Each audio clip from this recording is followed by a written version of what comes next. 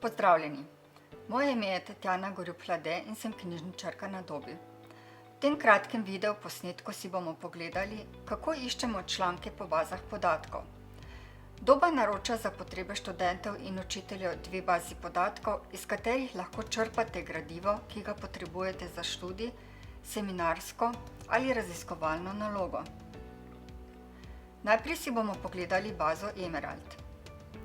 Emerald je multidisciplinarna bibliografska zbirka, ki omogoča iskanje znanstvene in strokovne literature ter branje elektronskih člankov in knjig s področja menedžmenta, poslovnih ved, izobraževanja ter družboslovja. V bazo vstopamo preko Dobinega vmesnika, ki ga najdete v medijskem kotičku Blackboardu.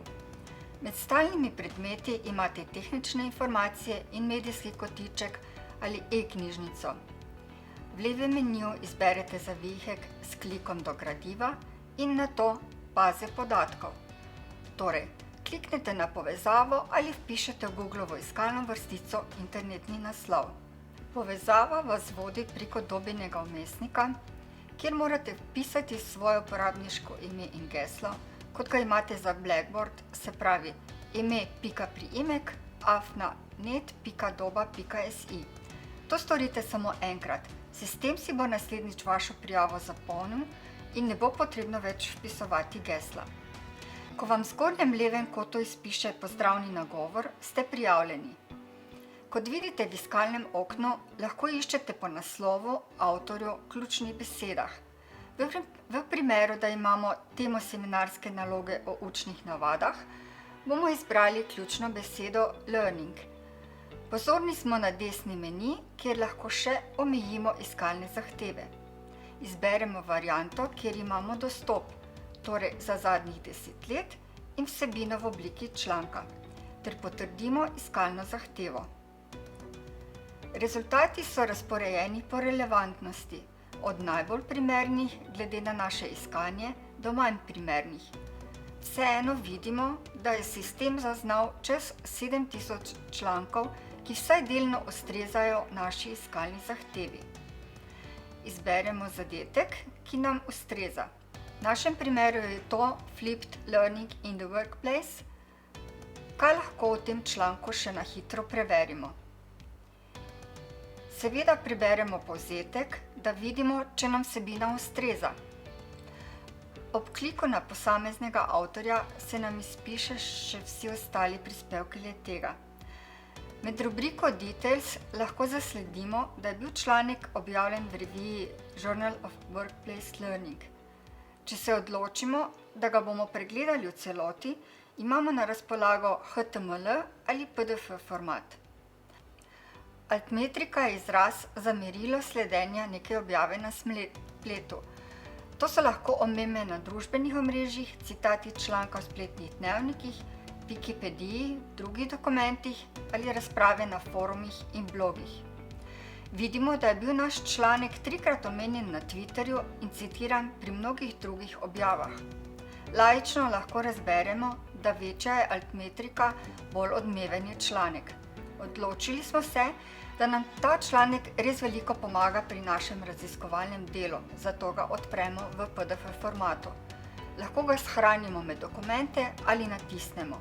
Posebej pozorni smo na način citiranja, ki je za celoten članek že pripravljen besedilo za povzetkom.